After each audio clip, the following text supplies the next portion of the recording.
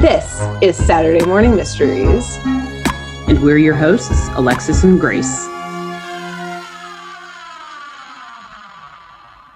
Hello, good morning, and welcome to Saturday Morning Mysteries. We're your hosts. I'm Grace. And I'm Alexis. And we're back after our little mini summer break that happened because my travel schedule came on faster than I remembered it would.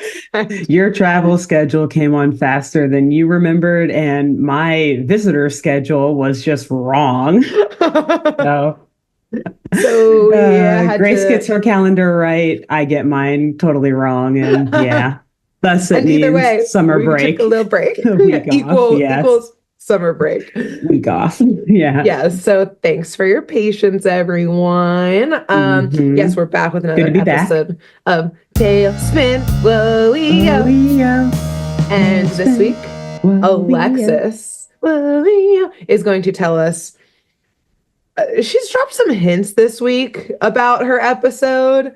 I don't know what the plot is, obviously, but the vibe I'm picking up is violent. Wild. Unhinged? Yep. That's all I got. She sent me a screenshot of one single scene that had me concerned. Yeah, you're about 2 for 2 on those guesses. So. About where today's episode would take us. So with that, I have been waiting since you texted me that disturbing information that I'm sure you'll quote when we get to it. I think I do. I pretty much do. Or I can point out the part of the episode when that screenshot that I sent you occurs. Okay, great. Wow, perfect. Sounds good. Take it away. Cool. Excellent. Yep. Let's spin some tails. And I guess first, tail spin, tail. So I guess let's start today, Grace, with a quick pop quiz. Oh God, okay. I think you're going to know the answer, and if you don't, no pressure. It's whatever. Well, I mean, this is a show about talking bears who fly seaplanes, so there's literally no pressure. This is my perfect niche. I should know. Okay, you should know. Actually, it's right up your alley. So, do you know what Baloo's last name is in this show? The bear? No, it's not. And actually, as I say this, I need to do a quick search to I know what his last name is, but I want to make sure I'm translating it correctly. I do remember seeing somewhere on the fandom page that he indeed had a last name, and I clearly took no note of it. And Baloo the bear would be the same. It's on the Wikipedia page too. Yeah. It would be better, but also that would be redundant because didn't you say Baloo is? Yeah, I was is it say, Indian or something? Which is it for Hindi? Baloo? Yeah, it's Hindi, bear. That's it would right. be so what is it? The Los Angeles Angels? The Angels? The Angels. Exactly. Baloo, the bear. No, well, almost as ridiculous. Actually, probably even more ridiculous than that. Baloo's last name, according to Wikipedia, to this show, and to the fandom pages, is Von Bruenwald. Von Bruenwald. Well, Bruin is also bear. Exactly. And that's what I had to Google. Okay. I had to Google real quick. Bruin does mean bear, right? Or it has to do with the word bear, right? So yes. So it's almost as ridiculous as calling him Baloo the bear. But it's better, but crazier and wilder because von Bruenwald sounds super German, right? Yeah. And he's clearly sloth bears are native to India. And he's that's such a good point. So I was like, well, let's just brush over that. I didn't want to really bring it up, but it's actually extremely relevant to my episode today. Okay. I'm sorry, can you say it one more time? Von Bruenwald. And so technically his full name is Baloo von Bruenwald the 13th. So keep that in mind. It is relevant for today's show. Fancy boy. He's a very fancy boy. He doesn't act like it, but he was raised like it. So the episode today begins, and I will also say too, this episode, it's season 1, episode 27, the Balooest of the Bluebloods. So very fancy boy. He is. He's a fancy one. So the episode begins early in the morning as Becky is strolling along the docks outside of Hire for Hire, and she sees the Sea Duck gearing up, propeller spinning, getting ready to take off. And Baloo is our fancy boy is obviously behind the wheel. So we can't really see Baloo. We just kind of see him we see his arm hanging out of the pilot window, like he's just going for an afternoon stroll. And so Becky runs to the front of the plane saying, "Hey, dude, we got work to do. Where are you running off to? I haven't told you where to go yet." And he's like, "Oh, don't mind me. I'm just going to go help Louie, the monkey." Is he a chimpanzee? Right? Yeah. Orangutan, thank you. So he's like, "I'm just going to go help Louie the orangutan. I got to go play bongos with him and his jam band at the Aloha Night Band." He would have a jam band. He would, and Baloo would play bongos in it, yes. I guess, of all instruments. You know how Germans are so good at bongos. It's in their blood. Something tells me Baloo doesn't know he's German yet. Yes, very true. Shit's about to change when he finds out. So, his whole life perspective totally his vibe gonna change. Yeah, although never mind. We're not going to get on a discussion of different ethnicities and their musical talents. Anyway, so Becky's like, "No, dude, you have to get off the plane. You need to get to work. I didn't authorize you taking the plane to go play bongos with Louie and his band." And essentially, she's just laying in on him, saying that he's got to get his shit together, essentially, or he's going to amount to nothing in life. So Baloo, at this point, he's over all of this disrespect that Becky's giving him. He gets out of the plane so that he can yell to her face to face. Okay. And it's not until Baloo gets out of the plane that we can actually see his whole body. Head to toe. And you mentioned it in your first episode. One of the things we love about Baloo is this man has never seen a drag outfit that he does not want to put on. So he comes out of the plane. Wait, is a drag jam band? In full Chiquita banana lady outfit with the fruit basket on top and massive boobs included. Hell yes. Becky is just go off, Baloo, go off. We see you. And of course he's holding the bongos with them as well. Yes. But so he gets off to yell at her, but he's wearing this, so she cannot really take him seriously. And they're bickering. It's interrupted by a very stern throat clearing of an innocent bystander to all of this, a bird who he looks kind of like a disheveled white duck, maybe. I don't know. Okay. He's definitely a waterfowl of sorts because he's got webbed, yellow feet or whatever and a long orange beak, whatever. But he's got on a nice earth tone 3-piece suit and a top hat. Okay. Kind of also giving daytime Scrooge, Ebenezer Scrooge vibes. Looks like an old cranky lawyer or debt collector. Yeah. And so Baloo is like, "Can we help you with something? What's your problem, dude?" And the bird is up downing him down. Now, would you say Baloo's drag is good or? He's rocking it. He's rocking it. It's very much goodness. Who is the son in the Amazing Chan? Who is the son in the Amazing Chan that loves Scrooge? It's the second oldest son. Who also dressed like this and tried to episode break up a fiance a couple. Exactly, because he thought one of them was a criminal. Yeah. Anyways, he looks as fabulous as that dude did in that episode. He's making it rock. It's pretty tasteful. He could have laid off on the breasts maybe a little bit, but you know what? Do you, honey bear? Do you, boo boo? Do you do you sloth bear? Do you? Yeah, sloth bear. So yeah, Baloo leans into this guy what can we do for you? What's the problem? And this bird, as he's up downing him, out of curiosity, what am I looking at right now? Baloo's hilariously, "Have you never seen a pair of bongos before?" That's why he had the chest plate on. Exactly. So this man, or this bird, he hands a card to Becky.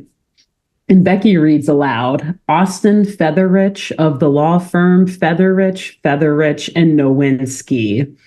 Oh, and wow. As we've joked so far through this arc, I bet this sends a fucking shock through Becky's core, because how many times have we said these customers are calling lawyers? So like she's just standing there trying to get her day started, and a lawyer's like handing her a card. Like, yeah, it's about to serve some papers. Yeah, exactly. This is also, of course, you found the lawyer episode. Just you wait, Grace. Put a pin in that. Don't say anything else. We did talk that he was the 13th. We got into his family history, and now there's a lawyer showing up. And it's my episode, so Alexis is telling clues coming together? I've got some hunches here we can get back to in a little. Yeah. Plot twist. The episode's about a circus. Something totally different now. So Featherwitch, this lawyer, he continues to inspect Baloo. Like he's like putting his hands on Baloo's face, looking at his teeth, looking at his paws. He's just very much violating Baloo, but Baloo's letting it happen. He's like, whatever, man. I'm just here for a good time. Yeah. So good time, not a long time. Not a long time, exactly. And so the attorney, he informs Becky and Baloo that he is looking for a certain gentleman, to which Becky hilariously cuts him off and responds, "You've come to the wrong place," as we see Baloo next to her, still fully in drag, which, good joke. It's funny, but hey, people who wear drag can also be gentlemen. Yeah, they can also possibly gentle ladies. Exactly. Named in a will, perhaps. I'm sure they could also be heirs or could be Bluebloods in relation to some royal line of family anyways. So Austin Featherwitch smiles and replies, "I think not," to Becky's saying, "You've come to the wrong place." He's like, "No, I think not. I am exactly where I need to be." And so he snaps his fingers and he walks away, which again, other than these hints that we're dropping that you clearly know where this episode is going. But if I'm in Becky's shoes right now, I'm like, he thinks he's exactly where he needs to be. He's a lawyer, and now he's just like mysteriously walking away without telling us anything. After he sassily snapped at me. Yeah, she's like, get sued. We're all getting in that plane. We're leaving Cape Suzette. We're never coming back. Don't even pack it back. You're wearing that drag the rest of your life. Exactly. We're out. So they follow him nonetheless, because they're clearly like, we either need to plead our case real quick, or we're just curious with what this guy is going on about. Yeah. And Featherwitch ends up leading them to a limousine that is parked nearby. And a butler, like chauffeur type of character, is standing outside of it by the rear door of the limousine. And the chauffeur, his name is Hans, and he is like a German/British sounding raccoon who is obviously in the typical, butler get up, like a black suit with, gray petticoat, etc., whatever. He tells Featherwitch, like, he looks at Baloo and then looks at Featherwitch and is like, "Yep, a striking resemblance, sir." And Featherwitch responds, "Yes, Hans, I believe our search is over." And so, Grace, who do you think they're searching for, and why? I even typed this in the script. Ask Grace if she has picked up on what's going on right now. I think they're searching they're for him? recruiting for Rue Bear's drag race.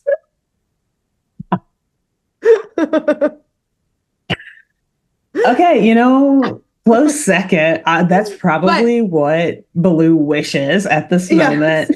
But if that's not what's happening here, I think one of the Von Bruenwald, is that what it was? Yeah, Von Bruenwald. One of them rolls off the tongue. Yes.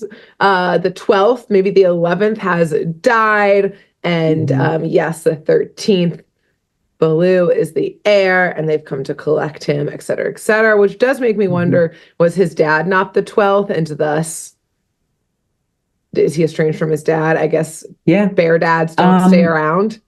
Lots of, I think, absent fathers. Yeah, I think they, only they're a baby daddy and they're out. I don't know. Yeah. A bear daddy and they leave. Bear daddy, all things we will somewhat wildly speculate and touch on later. Okay. Because yes, you are exactly correct. Everybody, your girlies are talking about another cursed inheritance today. We're back. Yes. We're back. I have now made it us away. You can't. It's honestly, I think part of my life mission now is whatever show we cover, I'm going to find an episode with a Will. I mean, like, even I don't think we've missed one yet. I don't think so. Maybe Courage like didn't have one. Oh, and Powerpuff. But I know there is an episode of Courage that has to do with the Will. So if we ever come back to it, I got dibs on that one. Powerpuff Girls, I'd have to do some research, but I bet it's in there somewhere. But I also... like, I find them in the most unexpected places, too. I mean, this is unexpected. Here. I do feel like cartoons really made me think that, like, I was going to be added to Will's left, right, and center, and that I had, like, at least 4 long lost relatives who would, you know, ignore my older brother and bequeath everything to me. Yeah. Like, and my parents and all of my and your parents would say, like, ignore your parents. Everyone. And it would just go straight you never to heard me. Of. It was like between that and falling in quicksand was like what I took away from every cartoon and like movie. And yet in the nothing 90s. has happened like this thus far. Not yet, which, like, we're still I guess that's good. Yeah, like, we're still young. Oh, I thought you were going to say it could still happen. No, well, yeah, it could still happen. But no, I mean, it's probably a good thing that you haven't been given a lot of stuff in a will, because it means that people very close to you are still alive. So that's why I said, like, my long lost. It has to be someone you didn't know about. That's true. Yeah. Yeah. Yeah. It's always, you know, Jabberjaw's long lost mining neighbor, mining friend who he saved, or that one time, the great aunt of Hannah and Mobile Mysteries, who they never met a day in their life. See, that's what you need, is like someone so far removed from you. Yeah. Which, you know, means also probably it's a scam, as we're about to maybe find out, or it's cursed, and that's why they're not giving it to their direct family. Anyways, let's find out. Okay, Limo. That's the other thing that you pulled up from all of these 90s cartoons, is that if you get something in a will, it's probably going to fuck you in the end. You probably don't actually want it. So, Featherrich, at this point, he tells Becky that she is standing among royalty, the bluest of blue bloods, the long-lost 13th Baron of Bruenwald Castle. Bearwald. I wonder what Wald means when you add that to a last name in German. I'm not sure. You know how, like, some things mean, like, Baker, you know, Smith or whatever. It, like, signifies what you did in life. It also means what bear. Does that mean? Wald does bear. Von Bear. Baron of Bear. So... Featherrich tells Baloo that he is now fabulously wealthy. And so fabulous. Wealthy and fabulous. He's our fancy, fabulous boy.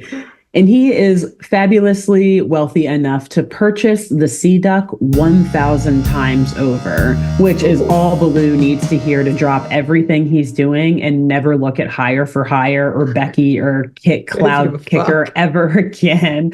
Not a fuck. This dude has his only moral or like ethical compass is to like never have to do anything again. And if it means leaving everyone behind, right. I can't argue with the dude. If it means leaving everyone behind so that I will never have to do anything again, bye, guys. Yeah.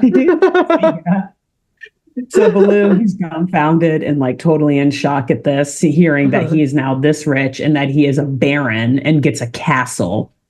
So he immediately like throws off the drag, throws it on to Becky, like, here, you can keep this. And he swaps it out for a gift for your thoughts. And he swaps it out for a velvet robe and a nice, thick ascot popping out of it. And he hops into the limo. Hans is like handing him all of these treats and little snacks that he can eat on their way to the castle. And then Hans gets on in and they set course to Von Bruenwald Castle. Okay. Becky, she's like, still very much in shock. Like, this all just happened in a 5 or 10 second period. So she runs after the limo for a second, yelling after them, like, how am I supposed to get cargo delivered? How am I going to keep the company afloat? And Baloo, how are you going to keep working your job if you're living out at some castle? At which point I was like, oh, sweetie, girly, he's not working for you no more. No, he's gone. Yeah, you're working for him. Exactly. That's cute. You're going to have to find a new pilot. Yeah. Yeah, you're going to probably shut down here. And Baloo pretty much says exactly that. And he's like, girl, I'm a baron. and barons do not work. So I will not be working for you, effective 10 seconds ago. And they continue to like drive off. Hans takes him to the castle, and Baloo is like super ready to live his new life as a baron. Okay. So they arrive at this castle, and this thing it's massive. And to be honest, it looks like Castle Frankenstein or something. Again, leaning into this whole like very European Germanic thing, and Germanic, and not at all Hindi inspired, South Asian, nothing of that. Yeah, whatever. So this thing, it's elevated, it's on a cliff, it's very old, kind of like Tudor style castle, but it does have these very beautiful sprawling gardens lining the driveway that leads up to this grand staircase to the front entrance of the castle. And so they get in. Hans is like showing Baloo how beautiful the grounds are, how nice everything is, and they get settled. And of course, the first thing they do is go to dinner, or serve dinner, I should say. So Baloo, he's at the end of this large dining table in this very massive, open, like stone walled dining room. Like, it looks very cold, and it literally looks like something out of like King Arthur, or I don't know. Like, it's again European. I don't know. Been updated.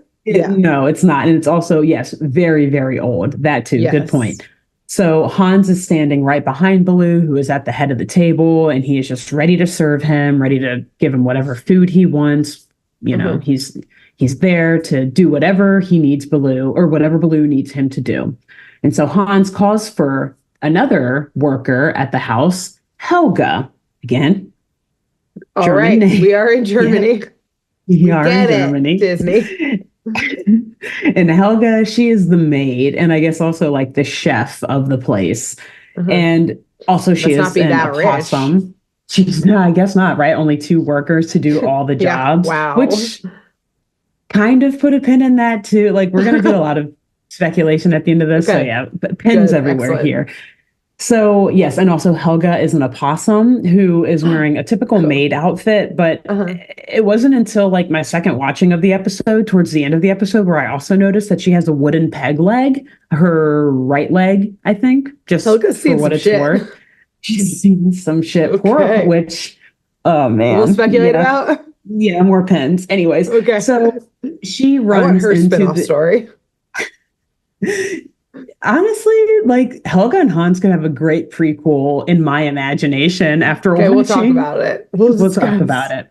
Yes. So Helga, she runs into the dining room with a cart of food, and she plops a tray right in front of Baloo, and she quickly removes the lid to reveal a whole hog with, you know, like the frilly lettuce and tomatoes and like an apple in its mouth. Exactly. But here's the thing. The hog is alive. It's not like a roasted one. So it wakes up when she uncovers the lid and it sees Baloo, and it like tries to jump on him and attack him. And so he has to like close it real quick. I mean, I would do the same thing, I guess. If I was the pig? We're pro pig here. No. I would do the same thing if I were Baloo and the pig. I think. I mean, I guess, are they like, you're a bear, you are a predator, kill this pig yourself? Maybe. I don't know. Well, you'll see, it'll make sense in a bit. So yeah, almost being attacked by his dinner upsets Baloo a little bit. Yeah. Who I think, you know, when he said he was really hungry when he sat down at the table, and Hans heard that, like, awesome. Yeah, he is hangry. But when he said he was hungry and he could eat anything, he meant more like a burger or like some cake or cookies or something.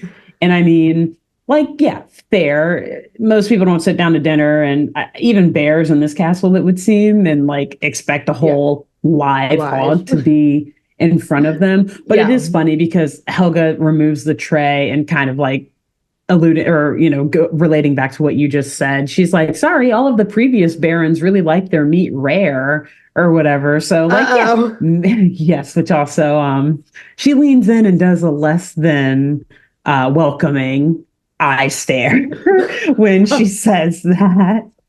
Uh-oh. Okay. Yeah, Helga is What not happened giving to your off leg, the Helga? greatest vibes Not the so greatest. far. Something's a little off with A Helga. little off. But yeah, so she offers to bring him something else. And as she brings out some additional dishes, Baloo, like we are, also starts to notice that her and even Hans's too, like their behavior is becoming a little creepier and a little bit more erratic, a little weirder. Oh, Like Helga's getting a little loosey goosey with the kitchen knife as she's cutting stuff up, like a very sharp knife that she's waving pretty interesting. close to Baloo's face there. Some chances if she can get it. And Hans, Uh-oh. meanwhile, he brings out a dessert that needs to be flambéed, and he gets the torch a little close to Baloo's face there when he's trying to torch the dessert.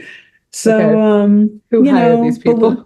who hired them? Baloo's getting a little nervous, and he's like, "Okay, that's a few too many near death or near injury experiences I for mean, me." he did not look at any paperwork. He Not a basically got thing. kidnapped. He could have gotten kidnapped. This Like he is was just true. like, you said I'm rich. Okay, I'll go with And you. that I Complete never have to strangers. do anything else again in my Yeah. life. Like, yeah, please This take me was like the away. equivalent. This is like the adult equivalent of like selling candy out of the white van of like you don't ever have to work again. Hmm. Every adult's like, okay, You I'll go with literally you. free candy for like 6-year-olds is never work again a day in your life and live in a castle Yeah, I'm for already in the van. anyone over 25. I've Yeah, got my and seatbelt I'm on. driving the van. Yeah. The kidnapper is in the back seat. I've now Yeah. kidnapped the I've kidnapped kidnapper. him. Yeah. I'm out. I'm out. I'm done. I want my new life.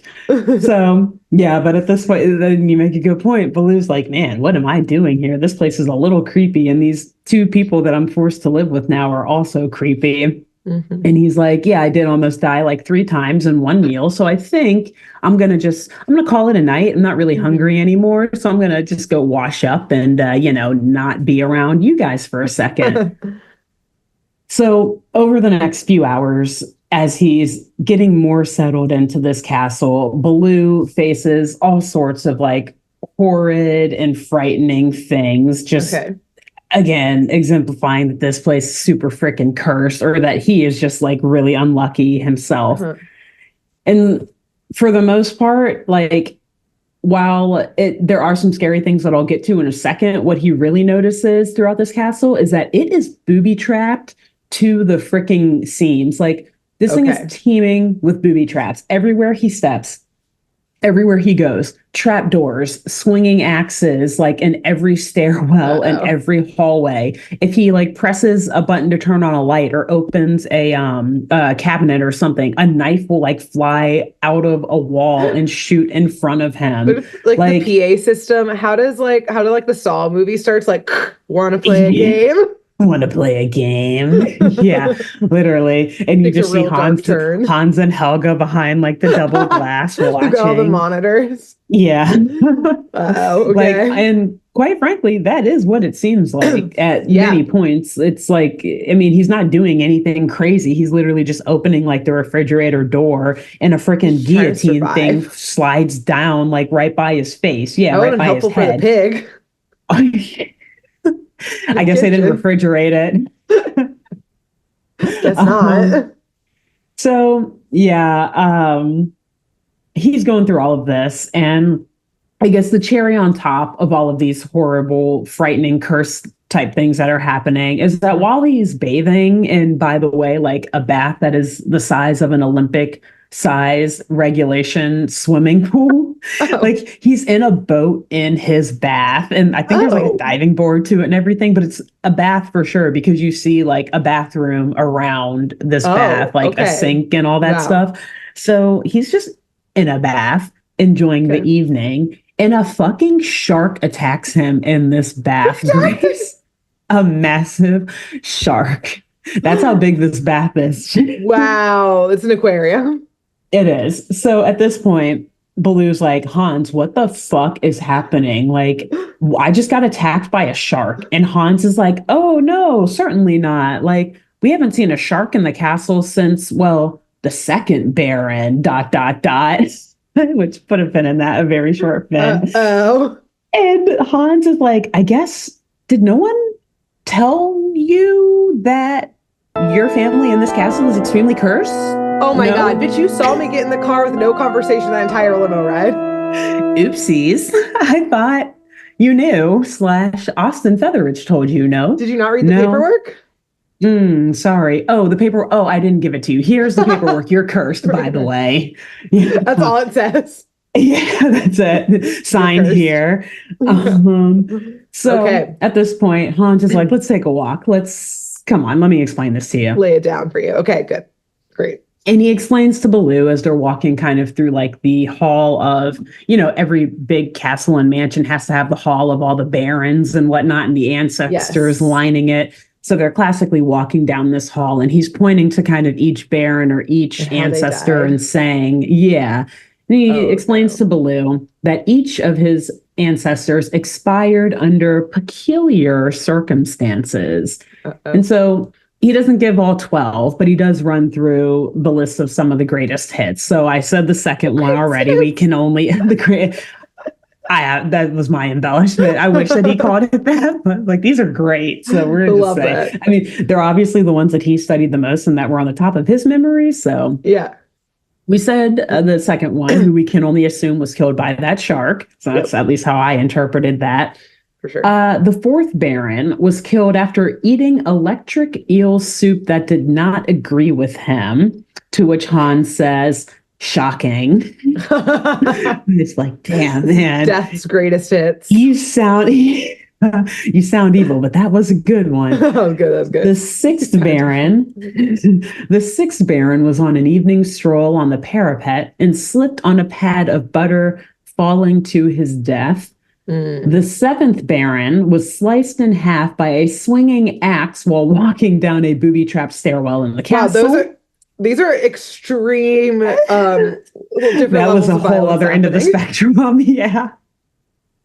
And then to calm it back down and ground it back in reality a little bit, the ninth Baron choked on a cupcake. I think there was like a cherry in it or something, a cherry pit. Wow. So yes, all peculiar circumstances indeed. And I will just note, many of which kind of sound like they could have been prevented by, I don't know, the chef, the maids, whoever was drawing a bath for the Baron, whoever happens to drop butter somewhere.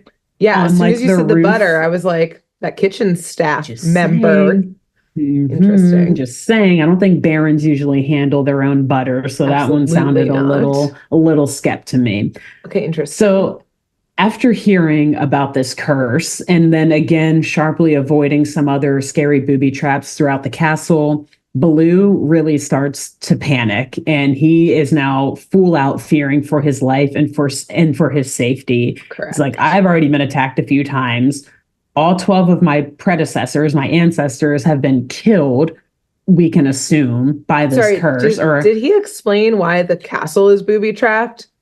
Like, he did not killed multiple of them. It seems like maybe unbooby-trap it. That would be a good start. So I think, to be fair... Or is it to keep people out? To keep people out. And I also think that the story of the curse runs so deep in this family that I think they have like booby trapped the house to try to protect themselves from a curse, maybe. Like if a curse could come in all sorts of ways. Like maybe an angry mob comes and murders you and that's a curse. Or maybe like an individual murderer comes in. I don't know. Or maybe they think it's like a monster or a ghost. I don't know. But yeah, it's definitely over the top. Yeah, right. But it's definitely over the top. Yes. Like you said, it's literally like Saw. Like it's a bit ridiculous, some of these things, as you'll see as you watch it. So Baloo, he's fully panicked, fully fearing for his life now. He's certain that he's going to die. So he locks and barricades himself in his chambers, and he immediately calls Becky back at Higher for Hire, and he begs her to come to the castle, to stay with him, to help him, and to help protect him, because he believes that he is cursed. Because not only does he now know that his 12 ancestors were killed, but he is also like, I'm number 13, which obviously cartoon and television trope, lucky number 13. He feels like he's even unluckier and more cursed than the other guy. So he's like, whatever happened to them is probably going to be nothing compared to what happens to me. I'm number 13. Fuck.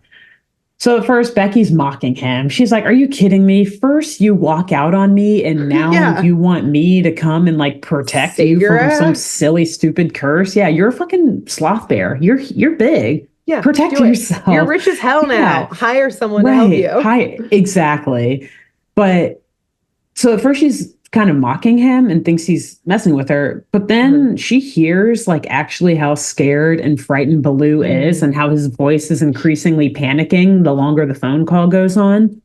And he eventually is like rushing her off the phone and screaming because it sounds like he's being chased or like someone's about to burst down his door. Yeah. Like he's screaming in between words, like, no, stop, don't do it. And he's like, Becky, please. And like in a final shout over the phone, he just begs her to come and to bring Wildcat or anyone at all who can help her and protect him. And then the phone line goes dead. Okay. And Becky's like, Baloo? Yeah, Becky's like, Baloo's not that clever to pull a prank like this. No, and he's not that dedicated. He would like, he would give lazy. Up the, yeah, exactly. Like he would say that it was a joke 5 seconds in because he wouldn't want to carry it on more because it's too much mental work. So yeah, at this point she's like, okay, I think he's serious. And so we go back to Baloo in his chambers and he's fully tucked under his sheets, like hiding, but also in like fight or flight mode. Like I think he ripped a post off of his bed and is like ready to like bash someone with it because something is banging against his door. Oh God. And he's screaming and yelling for whoever it is to go away. But we then see a crowbar appear in the door and it like props it open. And the door opens and pushes all the like furniture that he put in front of it aside. And thankfully, kind of, I guess, it's Hans and Helga, who were like, I don't know if that's thankful. Watch the floor for butter. He's like, looking, where's the butter at? Are there any electric eels in here? I don't know. But they are very calmly like just checking on him, saying, did you scream, sir? Like we thought we heard screaming coming from the room, which like, yes, kind of them and a good cover. But again, they're very creepy about it all. Like they're not giving off very friendly, welcoming vibes as they say this. So they apologize to not getting to Baloo sooner, and they ask if they can be of any additional assistance to help him get ready for bed, or if there's anything they can do to help him be more comfortable. And Baloo is like, yeah, could you make up the ghost or the guest room? I think we're having company tomorrow. So the next morning, Becky and Wildcat, they do indeed arrive at the castle bright and early. So Becky took his word seriously, but she is still kind of on the edge. Like, if he's lying, I'm going to like beat the shit out of this dude, essentially. Yeah, I'll be so pissed if he's just going to gloat and show off all of his money. And also at this point, when I see Becky and Wildcat, and then keeping in mind that Baloo is already there, I'm like, where's Kid? Where's Kit and where's Molly, Becky's daughter? And so I imagine that they're like being watched by Louie. And no, Kit is watching Molly and they're taking the sea duck out. He's trying to show that 6-year-old how to surf. Funny story. One of the episodes I was going to do, and after watching it, I changed my mind because it was kind of boring, was an episode where Kit babysits Molly.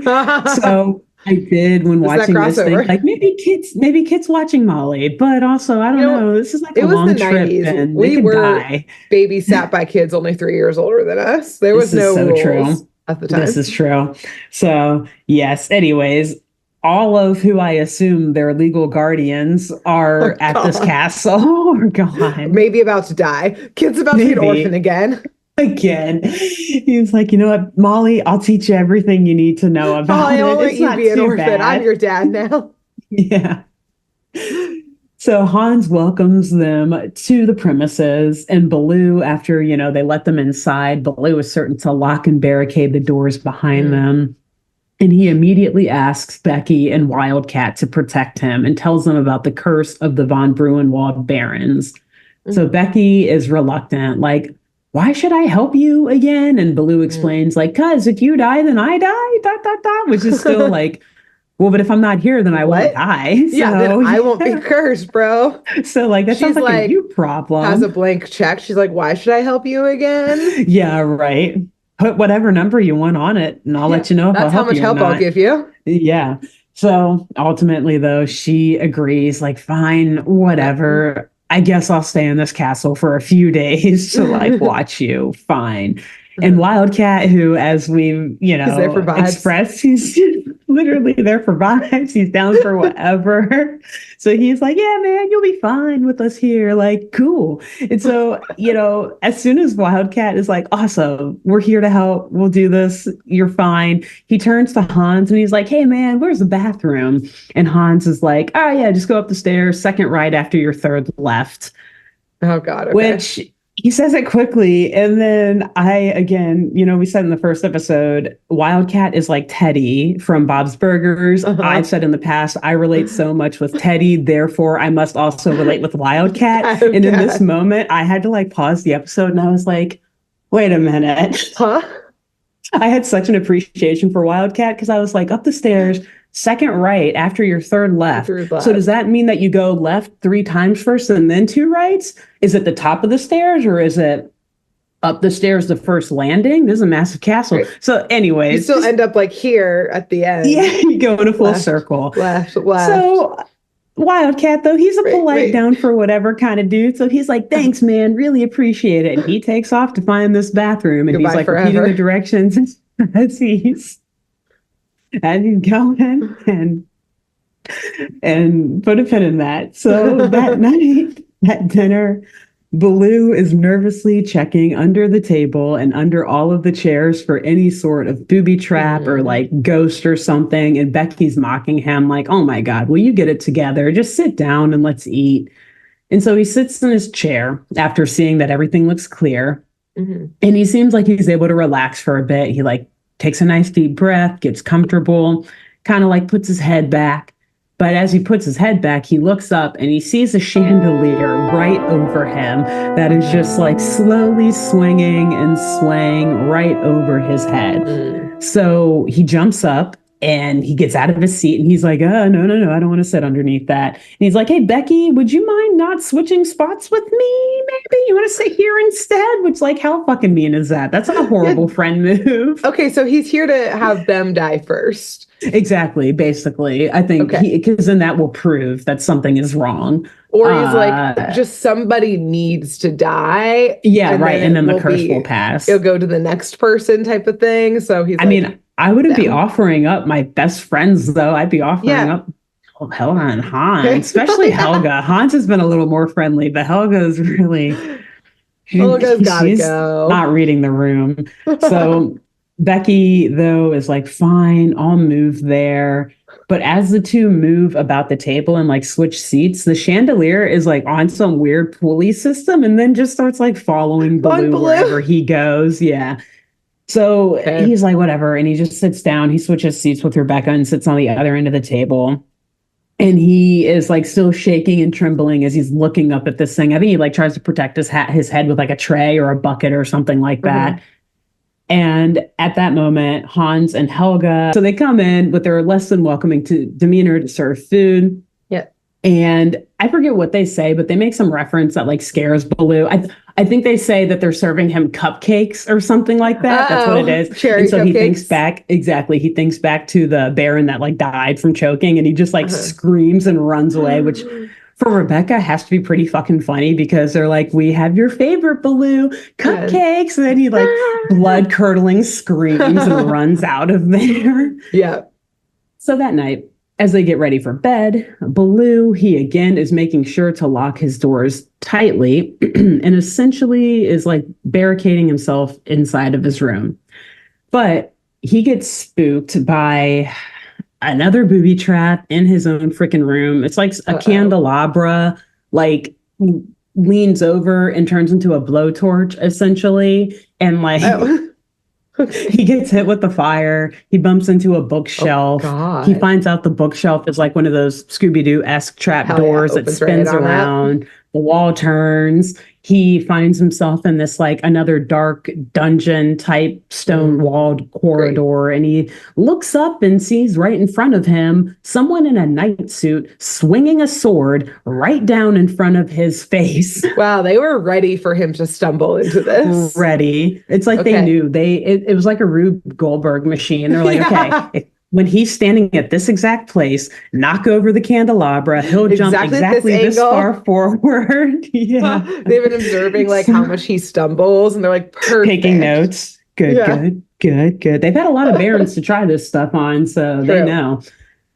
So he runs back out of this dungeon, out of this trapdoor. He closes the bookshelf behind him before the knight can follow him, and he runs out of the room and sprints immediately to Becky's room.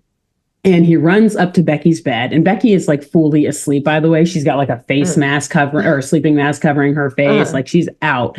And Baloo runs up to her bed and is screaming, and she just like shoots up from her sleep and is like, now what, dude? Like, can I not even get some sleep in without you freaking out about something?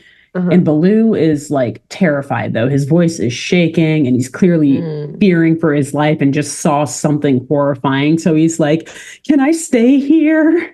And Becky at first is like, no, you cannot stay here. Get out. Yeah. But Baloo is like, okay, well, can I like trade rooms with you instead? Like, I'll take your room, you take mine, because mine's too scary. I don't want to be in there. And at this point, Becky's like, fine. Like, I don't think she takes her mask off at all. I think she's still just like, fine. It's late. I'm tired, and you're not going to leave here. So I will leave. Like, you stay here. I'm going. Like, I'll sleep in your massive bedroom. Yeah. So Becky leaves the room, and Baloo, he still does his due diligence, and he checks for booby traps everywhere. He's looking under the bed. I think he's like looking behind the curtains, etc., looking for monsters or ghosts or whatever he can find, flying knives. And he's relieved when everything seems to be clear and curse-free. So he sits on the bed and starts to get settled in. But as he gets comfortable, a barrage of arrows, like bow and arrows, start flying at his pillows, hitting the bed, and whizzing right past his face. Oh, no. Because I didn't mention it, but for whatever reason, Becky's room is like a themed room, and it's like a very romantic, like Cupid themed room or something, where there's like hearts everywhere. All of the furniture is like red and pink. And oh, God. Which also is just funny that they put her in that room too. Yeah. Like, what are they trying to imply? Yeah, what's happening here? And with Baloo running in there saying, like, can I stay here? And when you first see it, there's just like hearts and stuff. It's like a heart. Come back next week to find out. And so obviously there's like little Cupid statues lining the ceiling and all that. And so this is where the booby trap arrows are shooting from at Baloo in this moment. Casual, normal for this castle. So Baloo, he's running throughout the room trying to dodge these arrows, and he's screaming for Rebecca to help him. Full government name. Like, he's panicking. It is getting serious. Exactly. And Becky bursts back into the room, tired of his shit. She's like, oh my God, I am about to kill you myself if this curse doesn't kill you.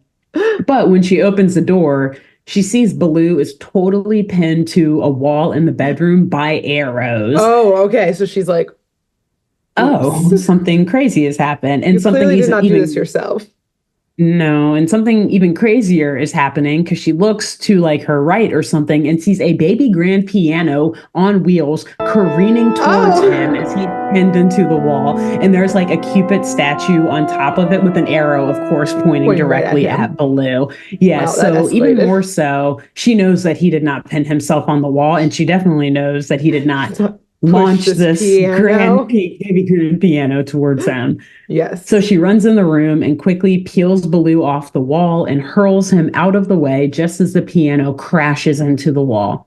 Okay. And once the dust settles and they like stand back up and shake off and are like, well, that was crazy. Becky apologizes to Baloo for not believing that he's cursed. And Baloo's like, yeah, that's fine. Whatever. Thanks. Like, if we get out of this castle alive, if you help me get out of here, then I'm going to buy you a whole fleet of seaplanes for saving my life and for apologizing. So thank you. Let's go. Yeah. And they get up to get the fuck out of there and escape this castle alive. But Becky's like, wait. We got to go get Wildcat. Yeah. I was like, where's our friend? Yeah. So they split up to find him, not knowing where his room or he is in this massive maze of a castle. And so while they're looking for him, like I said, they split up and Baloo heads to a hall of armor. And he decides, after almost being killed by a knight 2 seconds ago, he's like, okay, well, I'm going to take one of these night suits and I'm going to fucking up the ante. So he puts on one of the suits and grabs his sword. And he's like walking through the castle with all this protection and this giant sword. Smart. It is actually, you got to give it to him. And meanwhile, Becky, she finds herself in this like deep, dark dungeon. I think she like started in a library, found a bookshelf. It was a trap door. It opened up into the dungeon classically. Classic. And so she's like kind of just going by candlelight or something through this dungeon, like looking for Wildcat, calling his name. And as she's making her way down the halls, she starts to hear two voices in the midst of a deep and somewhat frustrated conversation. German voices? German voices, if you will. One German-British type of voice and another pure German voice. Interesting. And yes, as she gets closer, she realizes that the voices belong to Hans and Helga, who are in their quarters, which are down, in these dark, cold dungeons. That's, I guess, where the help stays here. Yes, I'm sure they just love the life that they live in these windowless, cold dungeons. And they're down there complaining both about Baloo being a total idiot, dumber and more stupid than all of his previous ancestors combined, and annoyed and grieving over how difficult it seems to be to dispose of him. Yep. Helga is like trying to console Hans, who is the one really like airing all of these complaints. She's like, what did she say? Oh, mein Venus Schnitzel or something. Oh, my Venus Schnitzel, it's okay. It's like, all right, so it's, if we didn't know before, we know now they're for sure German. Yeah. She's telling him, like, we're so close to killing the last Baron of von Bruenwald Castle into gaining the castle and everything they own for ourselves. There it is. Hans then relents that his father, a few years back, he never had this much trouble with the 12th Baron. So this is a family line. It's a family tradition. Meaning that it's a generational murderous family and slash slew of maids and butlers who have been after this family for years, the von Bruenwald family. Guys, give it up. And they 13 generations. I know, right? A long time. But it's starting to look to me like the real curse of the von Bruenwalds is the curse of not vetting your employees better. Or just the curse of mistreating them to the point of them wanting to kill your entire bloodline and take everything you own for themselves. The curse of nepotism of like, well, your dad worked for my dad, so I'll just hire you too. Yeah, right. Literally. And then not realizing that there's like a murderous gene in that family. Yeah, exactly. But I feel like this could have been... I feel like there's a whole underground thing here going on with the help, because I think there had to be more butlers and maids and stuff and all of that at an earlier time in this family's history. And maybe like it was a family thing. Like, if a butler and a maid were married and they had kids and like they lived in the castle, and then they would also be butlers and maids, etc. when they grew up. Yeah. But I feel like there were multiple families within the grouping of butlers and maids and stuff, and like gardens keepers, like, you know, the grounds keepers, to where there were factions, and like maybe each Baron was taken out by like a different family until the families were butting heads in like this underground war and wiping each other out, to where Hans's was the last one standing, and his dad killed the 12th Baron. Like the butler, so that, line had to kill the gardeners. Because they want the estate for themselves. So if you have to split it with all the help or something, then like, no, you got to take everyone else out. Yeah. But you have to be strategic about how you take them out. Cause like, I don't want to scrub toilets. So like, let's keep them.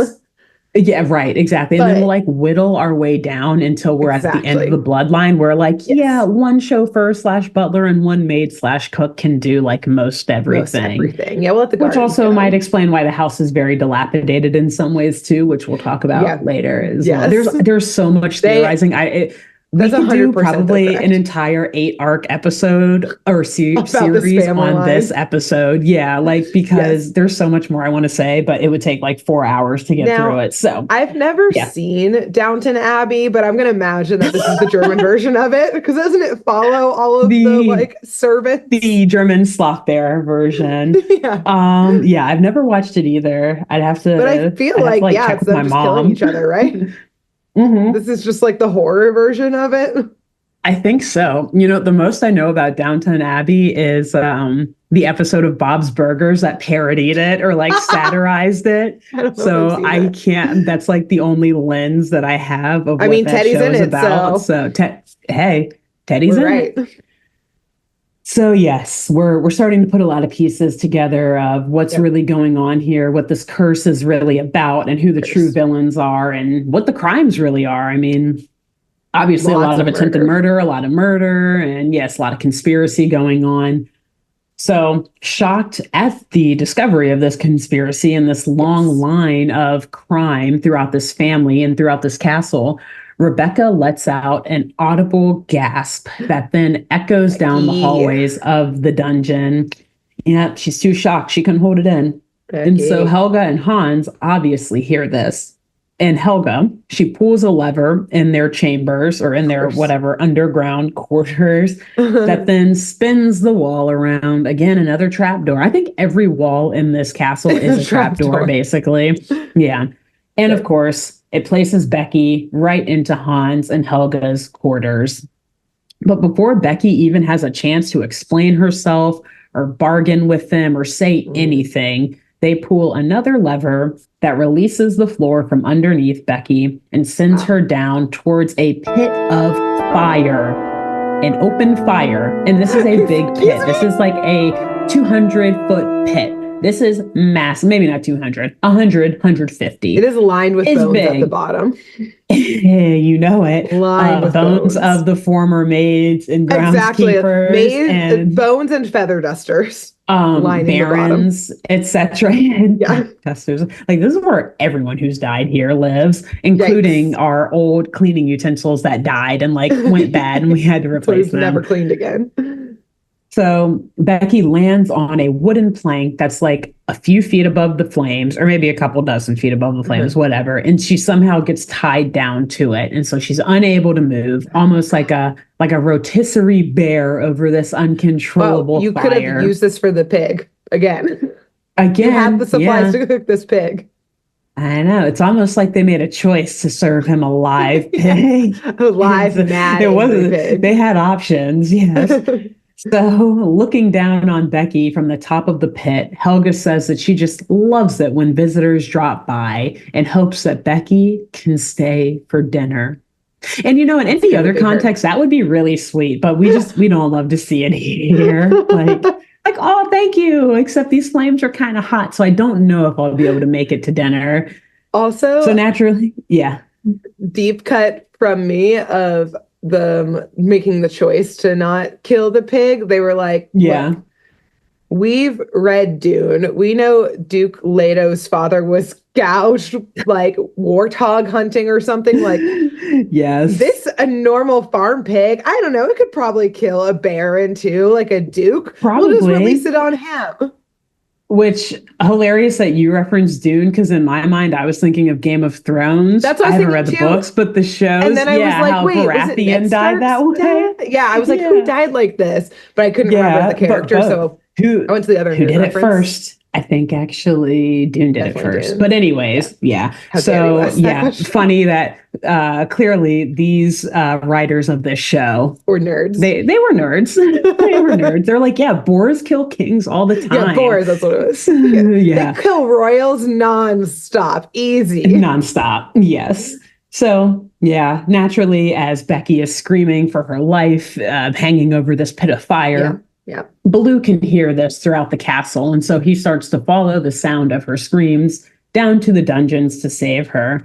And he gets down there, and I think he somehow gets down there by dumbwaiter. And so when the dumbwaiter opens, he like stumbles into Han. Yeah, classic. And he's still in his knight's armor, by the way. Oh, good. Okay. So yes, very good actually. So he like stumbles into their quarters. He like knocks them over. He makes a mess because he like the helmet's stuck on his head. He's got this sword. He's just waving around. He's has no clue, but it kind of works because like Hans and Helga are like, oh, Jesus fucking Christ, what is he doing? So they have to run out of there and get to safety. Good. And so, you know, either way, through sheer luck or pure clumsiness, Baloo gets the job done. He's able to get past Hans and Helga, forcing them to run away and giving him the chance to rescue Becky. So he rescues Becky. And now they're like, can we just get out of here? Like, I don't know where Hans and Helga went. They're gone. But like, if we can escape, let's just fucking escape. Yeah. So they run out of there. And in their attempt to escape the castle, they head straight for the gates. But as soon as Baloo grabs hold of the gate to try to like push or pull it open, he is violently electrocuted. I mean, like, it's bad. Gate rungs are made of electric eels. They're underwater. It's Jabberjaw. Also, at this point, like, coming together. If I were them, especially after what just happened to Becky, I'd be like, Wildclat's cat is clearly dead. Like, if that just happened to Becky just walking around, like, we haven't seen him in days. He's dead for sure. We have no clue. We have no clue. There's like, no just way leave. He survives it's fine. Yeah. If he's not dead, then like, oh well, maybe we'll come back to get him. But like, and we can find a new mechanic. That's fine. Yeah. So at this point, they're like, damn, we're trapped. We can't get out. And if we go back in there, we will die. Mm-hmm. So they decide to create a plan of attack from inside of the castle. And, you know, at this point, Baloo is like, yeah, I don't even want the castle anymore. Not going to lie. Like, if we can just get out of here alive, then they can fucking keep it. Like, being a Baron is actually harder than I thought it was. There's so much more work trying to stay alive. So much work. Exactly. Avoiding all these booby traps, like, let them keep it. Exhausting. And so this helps Becky, like, create her plan of attack. Like, okay, I think I've got something. But before we hear what her plan is, we see Hans and Helga out searching the gardens and the grounds for Baloo and Becky. I think they're like calling his name, even like, come on, Baron, we just want to talk. Like, it's all good, bro. It's all good, bro. In their German accents. But the search is halted when out of nowhere, they hear the sound of glass shattering. And followed immediately by Baloo screaming that he's a goner. And then they hear a loud thud. They run back to the castle. Catnip to him. And they see... Death. Someone died? I love it. Did someone who's a baron of this castle die? Go. We got to check it. So Baloo is face down, surrounded by glass, apparently dead from falling out of a window from high above. Oh, okay. And Hans and Helga see the body, and they're like, damn, you know, it would have been a little more exciting if we had done it, but oh well, it's done. What's done is done. Let's get him out of here. But before they can touch him or even move him, they are immediately approached by a very pretty looking man who is in a black top hat with a long black coat and a very suspicious curly brown mustache. It looks like a fake mustache, but I don't know. It's weird. I don't know. And this very pretty man introduces himself as Fritz Kadiddlehofer, the county undertaker. Oh, okay. And Hans and Helga look at each other like, did you call him? Did I? I thought you called him. No, you called. Who? Did I? Fast. So they're like, it doesn't matter. Like, we're going to call him either way. So let him do his thing. Write that death certificate, buddy. Yeah, right. Hurry it up. Chop, chop, man. We got a body to get out of here. Yeah. And so Fritz, like, takes the pulse of Baloo, holds his palm up for a bit, you know, checks it. And he's like, yep, he's dead. Does he have any family or anything like that? And Helga's like, nope, he's all yours. So they help pick him up. They're like carrying Baloo's lifeless body towards a wheelbarrow. They cover his head with a black towel. They throw him on the wheelbarrow. And Fritz, sorry, rolls the wheelbarrow away. And at this point, Hans and Helga, they waste no time. They immediately burst out dancing, singing about the new castle that they have just inherited or that is now theirs. Literally, as Fritz is still rolling the wheelbarrow away down it's still warm. They're still in earshot. And so as and they're like talking shit about Baloo too, saying like, God, he was so fat and heavy to carry and all that. So Baloo is also like, oh my God, I cannot fucking wait to show them that I'm still alive. Yeah. So as they reach the first.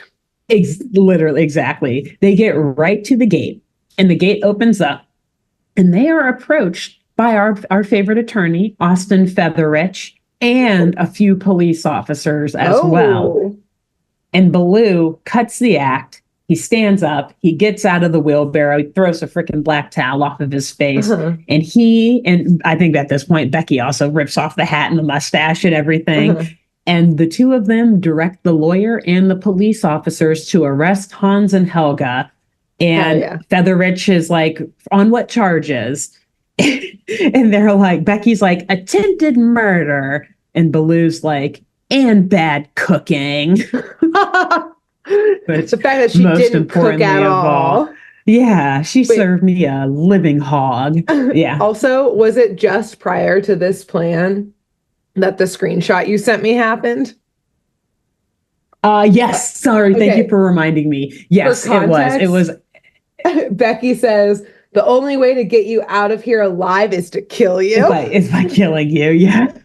Yes. Thank you for reminding me. I got too into it. Well, it's good that you didn't say it beforehand so I could see it all play out. So but I was like, see how it plays out. That is what she told him. That is when they are concocting. Line. It's when they're concocting the plan. Like she looks at him like, oh, so you don't want the house or you don't want the castle? Well, I guess the only way to get you out of here is by killing you. Yeah. Amazing, iconic line. One of many in this episode, if you ask me. So, yeah, at this point, the police, they swoop in, they grab Hans and Helga, and they take them off to jail. And so Baloo, he thanks Becky for saving his life, for coming up with that plan and coming out there to protect him. And he's like, if you want, you can stay for dinner. And she happily accepts. And the two make their way back towards the castle, arm in arm. They're going back in. Well, they won't, they? Are they going just to that kidding? Room? That's not the end. Also, where's Wildcat? That's not the end. Will they? Won't they? Though, too. They're gonna have a nice dinner together, arm in arm, happy to be in each other's company. Okay, no, just kidding. That is not the end of the show. So the show, these writers, they, I think, were too grown for these little kids because they inject way too much reality into what happens next, right? The attorney, Austin Featherich, he stops Becky and Baloo in their tracks like, hold up, wait a minute. Nope. You're not going back in there. Just so you know, there is actually a curse on this castle, by the way. It's kind of called the von Bruenwald Curse of Back Taxes. 300 years worth. And that is so fucking funny. At this point, one of the police officers, so he brought like 3 with him, I think. 2 of them to arrest Hans and Helga, and 1 to keep Becky and Baloo from going back into the house, because a police officer jumps in front of them, like with his arms out, like, Yes. Absolutely, yes. Oh my God. You're not going back in there, dog. Y'all stay right here. Yeah, we're repossessing this house, this castle.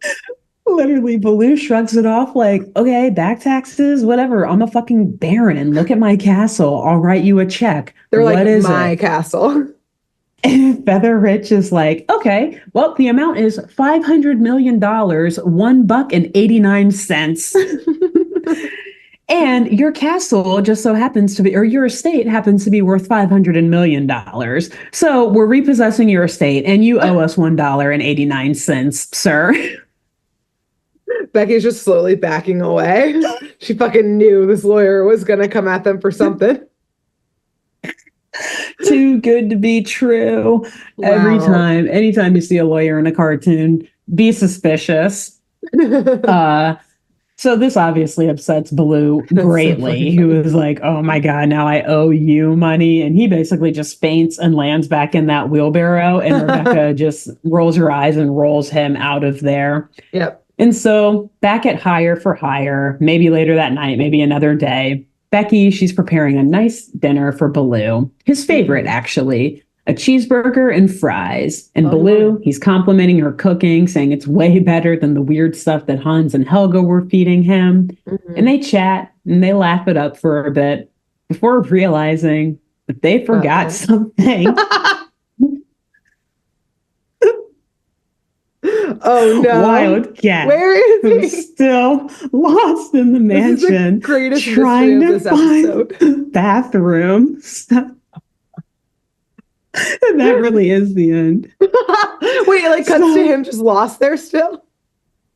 I don't even think you see inside. You just hear him like doing a voiceover from outside the castle, like second left, third, up the stairs. But here's the thing. So I didn't include it in because I had to leave that for the end because I fucking love Wildcat so much. You see throughout the episode, there's like 4 different clips of him like lost, like, but if it's the squared root of the second left, then that's 10 times the value of the stair. Just random shit as he's trying to find his way through this castle. So yeah, literally at the end, I was like, oh my God, he is indeed Teddy. I'm so glad Grace and I like both said that in the first episode. And just all the more reasons why I fucking love Wildcat. He's my new favorite character of like any show ever. Yeah, because he's so cool with it too. He's just like, yeah, like this line, like he's fine. He's just going, but it's like days, and he hasn't even used the bathroom. He's gonna die in there and become the ghost of that castle, and whoever buys it from like this like Germany is going to be haunted by Wildcat. Germany. Now, like Wildcat is now the curse in this castle. That is his castle. Exactly. Wow. Yeah. So that is the end. And incredible. Iconic. Thank you. Thank you. Wow. Great shit. Twists and turns. Yeah. Many. And a lot of wild speculation could be had about Hans and Helga. I think there was a lot of abuse. The von Brunnenwalds probably were not the nicest family to work for if they all lived in that dungeon and Helga had a peg leg. I assume there was some abuse at some point that she probably didn't serve them exactly the dinner they wanted. Yeah, the servant wars. The first or the second, which ones? Yeah. This was the 13th. This is ongoing. I also like to think that this was like a very, very tenuous like truce between Helga and Hans. Like they're warring families. Like they were again obviously the last ones, and they were like, all right, we're in this together to like kill Baloo. But as soon as Baloo died, they were gonna face off with each other. Exactly. There can only be one at the end. Yeah. That was about to go down. So the first time I watched the episode, I thought they were siblings, Hans and Helga, and then I realized they were different animals, and I was like, maybe they're married, but also maybe they just are friends who work together and they're in this together. So like, hey, if they're friends, then they better watch out. There's about the enemies. Exactly. Real quick. Money does that. So incredible. Anyways, another obsessed with this absolutely batshit episode of this show. And I know Grace is going to have another one for us next week. So until then, who should they tell about this podcast? I think you probably have to reach them via like social media. They all probably have Instagram and stuff, but tell some German royalty, you know? Yeah. Like some dukes, some barons. I don't know what other positions exist in the royal family that's not prince, princess, king, or queen, but them. You know, they're probably out there partying, living a lavish lifestyle and posting it on the gram. Just, you know, add a little comment, tag us in it. Check this out. Yeah. And watch your back. Ask them if it's like this. Yeah. Your assistants. Are there castles this booby trapped? Yeah. If so, probably. Maybe tone it down and give all that money it takes to put booby traps in. Maybe give that to the people or something, you know? Maybe, like just maybe. We're people. Yeah, like us. Give that money to us. To two people. Us. 2 people. Us. Email us for our email addresses or for our addresses. Yeah. So then after that, you should tell RuPaul and see if we can get a rating on Baloo's drag at the beginning of the episode. Yes. Oh, incredible. He was rocking it. Like, and he was feeling himself. You could tell he was confident. Yeah. Yes. We love to see it happen. Wow. Cool. Incredible. Let her know. Until next week. Bye. Bye. Thanks for tuning in to Saturday Morning Mysteries. If you enjoyed this episode, please share, rate, review, leave us a like, and drop a comment. We post episodes every Saturday and bonus tune tangents whenever we feel like it. So please subscribe so you don't miss the shenanigans. And if you want to follow us on YouTube, click the bell under the YouTube subscribe button to receive notifications when new videos are posted. And if you want to subscribe to the podcast, we have no idea what you're listening to us on, so just hit the big subscribe button on whatever app you're using. We believe in you. Give us a follow on Twitter and Instagram at SatmornMist, all the abreves, and let us know if you have any episode or show requests by emailing SaturdayMorningMysteries@gmail.com. Thanks to Jenna Kendall for the logo design and to Ava Sakiki for the music used during this week's episode. See y'all groovy kids next week on Saturday Morning Mysteries.